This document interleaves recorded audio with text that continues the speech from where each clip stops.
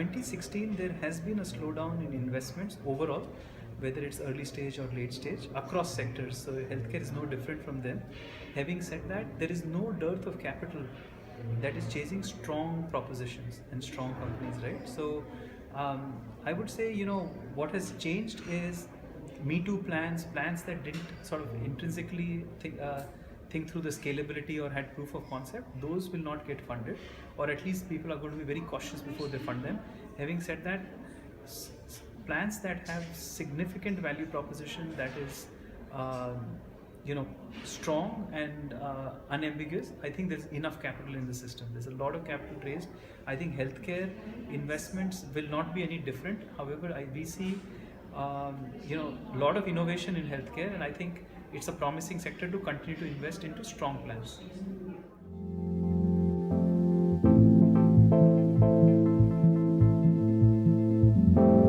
Yeah, healthcare as a sector does require a longer gestation period for scalability than some of the other sectors, and that's partly driven by the complexity of the ecosystem from a commercialization perspective. So you have a mix of private and publicly funded from a healthcare delivery perspective, right? So the complexity in the system for scalability and the regulatory requirements for any product or services to be accepted for the masses the bar is higher. So by definition, healthcare is a slower scalability opportunity than any of the other sectors, right? So does that deter investors to come in? I think it's a point of consideration. Having said that, I think fundamentally I don't see that as a deterrent. It's just something that private equity and venture capital investors acknowledge as part of their healthcare innovation and investments, right? And most of the funds have flexibility in terms of return of capital to their LPs. It tend to be anywhere between 5 to 10 years, based on whether you're a Series A, Series B kind of a fund or a seed fund, right? So there is enough flexibility into the system for timing of the scalability to not be a deterrent.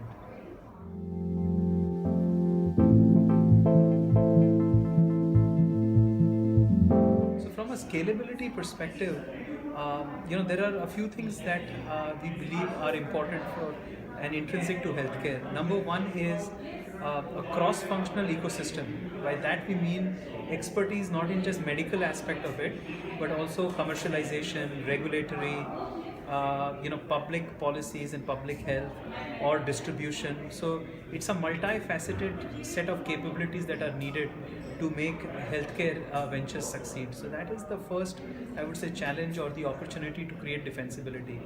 The second is, a lot of the entrepreneurs who are strong in the medical aspect of the opportunity may not be strong business leaders, right? So I think the ability to have a dual expertise, a set of founders who bring in both the medical expertise as well as the business experience becomes very important in scaling that, and those are tougher to find in the ecosystem, right? So sometimes you, at least at the stage we play in, we'll see very strong entrepreneurs with deep medical expertise, but then necessarily the business scalability part of it may not be as strong, right? So that's where we tend to come in creating that machine that can scale, which means capabilities, which means customers, which means institutionalization of processes. It also means infusion of bigger capital, right? So to build a business out of a healthcare opportunity is as much medical as much as business, and those tend to be, doesn't always sort of converge in one individual. So having a strong founding or leadership team, cross-functional of expertise, is actually crucial.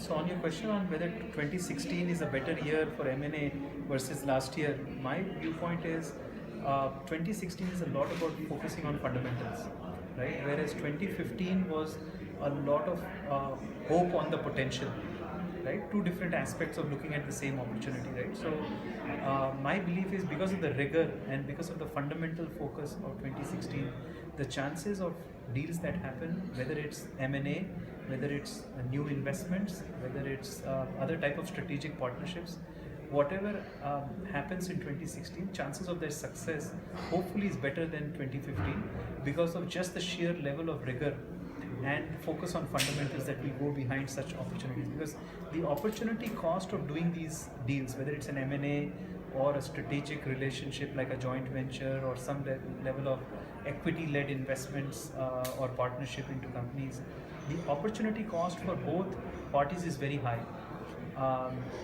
2015 was a year of, in many ways, significant amount of capital going into significant amount of deals, whether it was M&A or others, right? So we believe, at least as a firm, that the fundamentals have gone stronger. And when fundamentals get stronger and more rigorous, both parties' probability of winning in the long run is higher. So we believe, fewer deals will happen this year, but whatever will happen, chances are, because of the rigor, they have a better potential of success.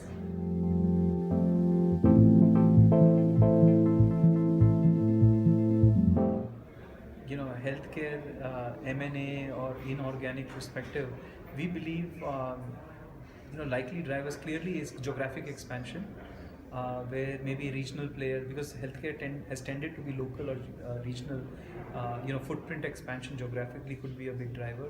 There's others like, capability enhancement, where you're actually creating, complementary, healthcare providers are coming together. Or frankly, some of the stuff we see are around efficiency, where there is a scale or scope driven efficiency in the system. Because healthcare, as a business system, is not yet as well oiled and running as an institutionalized machine as compared to some of the other sectors, right? So there's enough opportunity for operational efficiencies in the system, right? And I think mergers obviously always removes redundancies and creates efficiency. So those tend to be the drivers: geographic footprint, capability enhancement, and efficiencies in the system.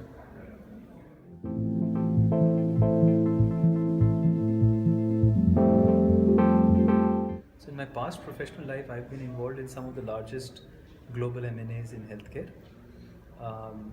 So from a little bit of experience that I've seen, most of the challenges is around culture. Right? When two different organizations come in together, I think it's the chemistry and the senior leadership alignment in terms of strategy, in terms of execution priorities, in terms of the value system.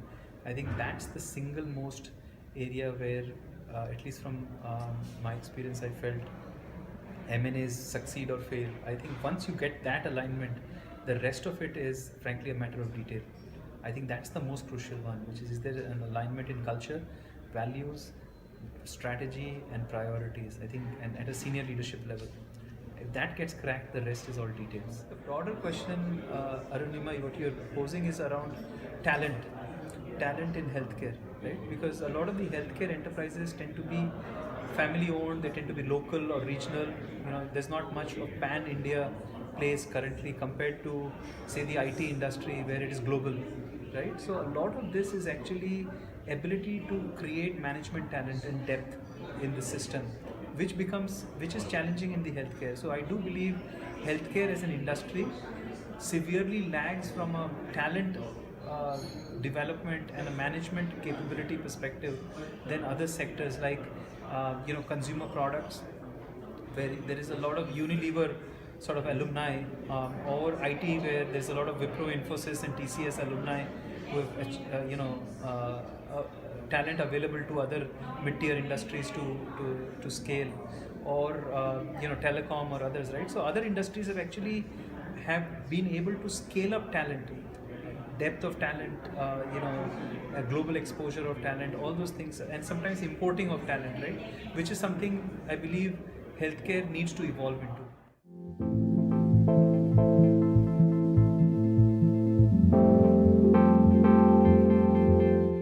So in terms of M&A activity or investment activity in healthcare, at least my and our firm's belief is it's going to be a U. Whereas, what do we mean by that? Either very large deals could happen, or very early deals could happen. I think the mid-market will be under pressure. The large deals will be influenced by corporatizing healthcare or creating massive efficiencies in the system, whereas the early deals will happen because of the innovation potential, right? So we don't see any dearth of activity, at least in the early stage where we play in, right? In fact, we are geared towards making anywhere between 5 to 8 healthcare investments a year. and that aspiration is not slowed down, right? In fact, it's only increased, right? And the limit is not because of our ability to fund. The limit is based on the quality of the deals we see, right? So I think from a, what we call inorganic opportunity, which is either M&A or early stage investments or equity-led partnerships, we think it's likely to be a U, where either very late stage or very early stage parts of the ecosystem will see capital flow. So from an early stage investment perspective, we believe there are three segments where we are seeing a lot of action and activity. Number one is low-cost medical devices for not only India but India becoming a hotbed of innovation for emerging markets. There's a lot of activity there. The good news is it's heavily IP driven, so there is a lot of defensibility for companies that succeed. That's one area we're seeing significant amount of entrepreneurial activity across India. Second is services innovation. Given the whole mobile revolution, mobile becoming a critical tool for dissemination of healthcare, whether it's data portability, better access into physicians or better information for the patients, or removing intermediaries from the system for cost efficiencies. There's a whole lot of services innovation, diagnostics as a service, mobile health, telemedicine. That segment will have different business models and different opportunities to really go after. A third area we are seeing, I would say not as many plans, but some very interesting activity now is around analytics, particularly applying highly personalized medicine or genomics and that segment, right? So those are the three broad areas where, as early stage investors, we are seeing action. The good news is they don't tend to be Me Too plans, at least in medical devices as well as in the analytics space. So that's very heartening.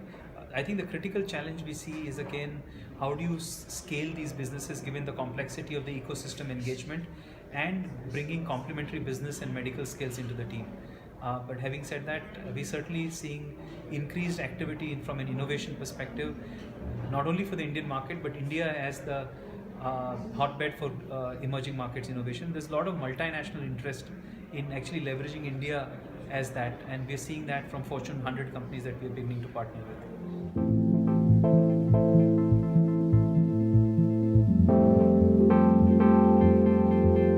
So, we may not be the right people to comment on this because we are not investors behind, late stage single specialty or multi specialty. But our view is, I think tier 1 cities will probably benefit from, well-defined processes and delivery of care of single specialty where there is predictability of healthcare. So we think single specialty would be more an opportunity for tier 1 large cities, probably the top 5 or 8 metros in India.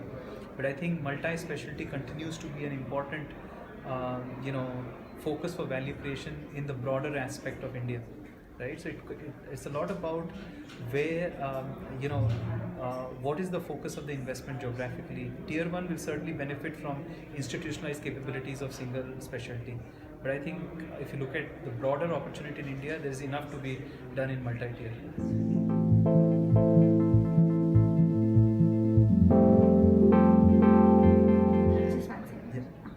From an M&A perspective, there's obviously sort of direct cost that goes into, which is, people and other aspects around due diligence and making the integration happen. Those are fairly quantifiable, right? And it includes the level of management attention that goes into it, the amount of people involved, other attributes of this business system that are involved in the direct closure of the M&A. I think those are fairly quantifiable, but I think what's perhaps more important and less quantifiable and more ambiguous is the hidden cost of the distraction of the organization, right? In an M&A where the primary focus on growth gets distracted, there is uncertainty into the system, thereby distracting the attention of senior management. Those, I believe, are literally an order of magnitude higher in an M&A, and I think care has to be taken on, while an M&A is happening, your A plus team that's driving the day-to-day P&L cannot be distracted, and I think that's what to focus on.